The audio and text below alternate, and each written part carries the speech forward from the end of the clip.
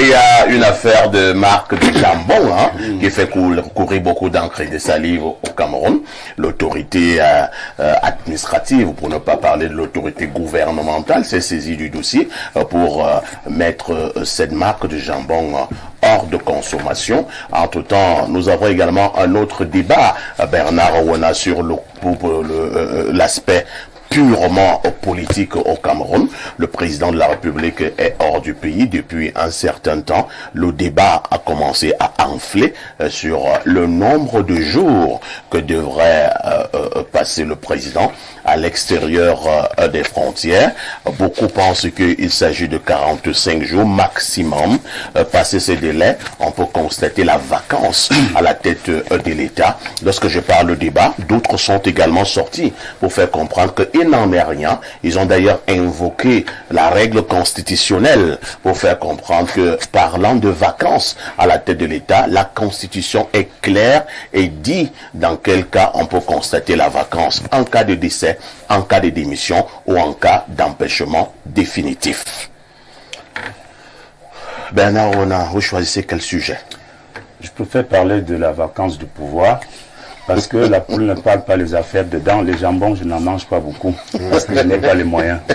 Ah bon? Oui. Je préfère laisser les jambons à ceux qui mangent le jambon. Allons-y, Bernard. Alors, je voulais simplement dire que les Camerounais, c'est des gens déjà très avisés. Il y a une constitution qui date de 1996, dans son article 6, alinéa 4, qui stipule clairement les modalités de vacances. Vous les avez énumérées tantôt. Il y a la maladie, il y a le décès, il y a l'empêchement, il y a donc cette dévolution-là est connue de tous. Dans la Constitution de 1996, il n'est marqué nulle part. Il n'est marqué nulle part qu'après 45 jours, patati patata, patati patata. Donc il faut qu'on soit d'abord unanime là-dessus. C'est-à-dire que nous avons une Constitution qui a été promulguée en 1996. Le 18 janvier 1996. Donc je dis bien, en son article 6, alinéa 4, il est clairement stipulé là les circonstances dans lesquelles on constate la vacance de pouvoir du président de la République. Donc dans cette constitution de 1996, nulle part il est fait allusion au nombre de jours que le président passerait à l'extérieur. Vous voulez donc nous faire comprendre que c'est un faux débat? C'est pas un faux débat, c'est que en fait les Camerounais voudraient voir le président beaucoup plus au Cameroun qu'ailleurs. Moi je pense que le débat il est normal, mais il n'est pas adossé sur la Constitution comme les gens veulent nous faire comprendre. Et là je vais passer directement la parole à Pierre Blériot en attendant la passer également à Alfred qui vit aux États-Unis, mais également à Lino.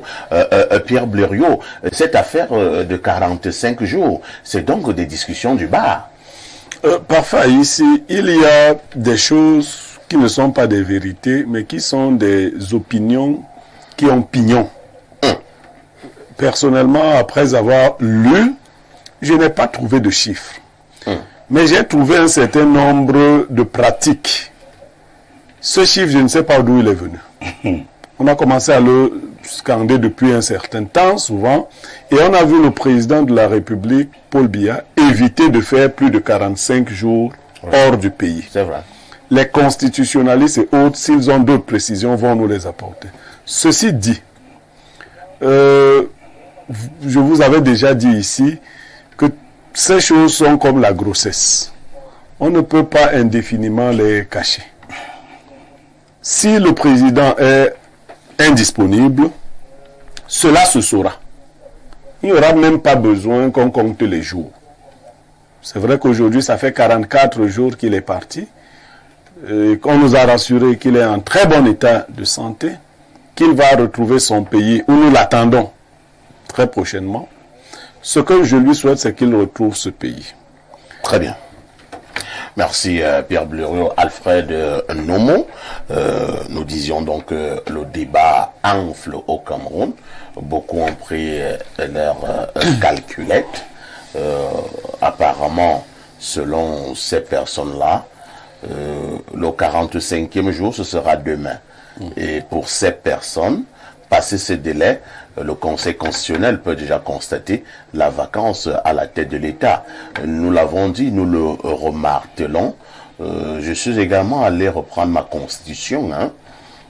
Je ne la parcourais plus régulièrement pour essayer de chercher s'il y avait effectivement un article qui stipulait que si jamais le président fait plus de 45 jours hors du pays, on peut constater la vacance.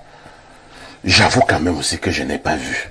Mais pourquoi donc il y a un style de constitutionnaliste qui soutient ce style-là mordicus que le deadline, c'est 45 jours? Oui, monsieur Parfait, je suis d'accord avec ce que vous venez de dire, monsieur Blériot. Quand est-ce qu'on commence à compter les 45 jours déjà? C'est la question qu'il faut d'abord se poser. Savoir les 45 jours, c'est par rapport à quoi? C'est le jour qu'il quitte le pays ou le jour qu'il rentre au pays? Alors, son séjour commence où? Déjà, il faut comprendre que le temps qu'il passe à voyager, à se déplacer, c'est un temps qu'on ne devrait pas compter.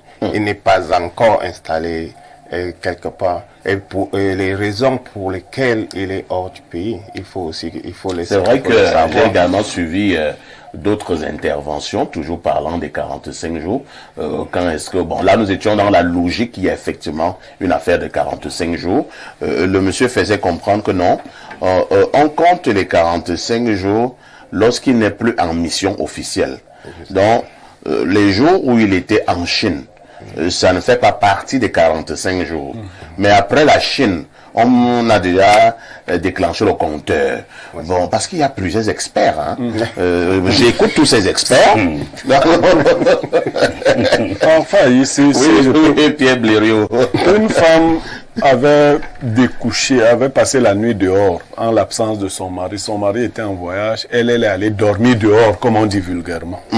Elle rentrait donc au petit matin vers 5 heures. Elle rencontre sa voisine. Sa voisine lui dit, et elle dit à sa voisine lui demande, ma soeur, tu viens d'où? Elle dit, non, je suis sorti vers 4 heures. Là, on est venu m'appeler pour une situation urgente. Sa voisine de lui dit, maman, si c'est ça ta ligne de défense, il faut la changer. Parce que depuis 22 heures, ton mari est arrivé hier, nous au quartier, personne n'a dormi. Il y a des lignes de défense qui sont grossières. Je vous ai dit, mettez même à 90 jours. Personne ne connaît la grossesse qui donne l'albinos. Mettez là où vous voulez. C'est un proverbe, je ne sais pas. Mettez même à 90 jours. Ce qu'il y a derrière, on saura un jour. Merci, merci Pierre Blériot. Mec, on termine avec Alain Doc. Alain Doc, cette affaire de 45 jours ayant trait à la vacance à la tête de l'État, est-ce qu'il faut dire c'est juste du pipeau? Même si je dois reconnaître qu'il y a quelques années, le président de la République était allé également en séjour privé. Je pense qu'il était en Suisse. Et les gens commençaient déjà à parler. Le président est venu, je pense, très exactement le 43e ou 44e jour. Le 44e jour, l'après-midi, à la veille d'un match du Cameroun. Le 44e jour, le président est arrivé au pays et le président est reparti 2 jours plus tard. Les gens, justement, disent que le président savait que s'il fait 45 jours, c'est compliqué. Est-ce que les gens ne s'appuient donc pas sur ce genre de faits, de précédents, comme dit Blériot, pour essayer de lancer le débat public? Justement, ce fait relevé pourrait nourrir la perception collective que les gens ont du sujet et de la problématique en question. Mais toujours est-il que, scripturalement parlant, c'est-à-dire que stricto sensu, la disposition en question n'existe pas.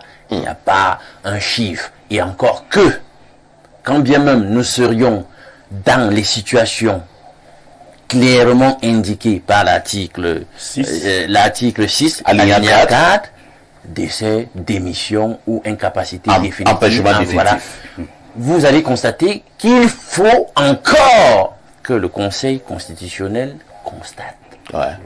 Et qui saisit le Conseil constitutionnel? C'est la Voilà, Assemblée donc il y a nationale. toute une chaîne. Donc vous voyez qu'il faut que chacun des maillons de la chaîne agisse pour que la machine se mette en œuvre. Donc il suffit simplement qu'un maillon même refuse de se mettre en branle, bah il y aura une espèce de statu quo là comme ça qui va perdurer autant de temps. Faut pas jouer avec les choses dangereuses. Hein, C'est clair, c'est clair. L'Assemblée ne fait pas son travail. Vous êtes en train de manipuler. On reste là. Vous êtes en train de manipuler des choses. La précision, hein, vous l'appelez ça. Est-ce que c'est un jeu? C'est exactement ça. C'est dans les subtilités. Alain veut nous faire comprendre, les gens, beaucoup de personnes ne voient pas ce qu'il veut dire là. En fait, c'est l'exécutif qui nomme ces personnes, qui proposent ces personnes qui sont élues au perchoir, que ce soit au Sénat, que ce soit à l'Assemblée nationale. Et dès lors que ces personnes sont dépendantes de l'exécutif, il va de soi que la machine peut être grippée, peut être même verrouillée, le temps que l'exécutif trouve une solution par elle-même. Voilà. C'est pour ça que je vous ai dit d'arrêter de jouer avec les pétards. De toutes les façons, nous avons voulu poser le problème sur la table ce matin. S'il y en a, s'il y a des spécialistes, ils peuvent également nous retrouver pour en parler avec un peu plus de profondeur. À tout de suite pour la suite.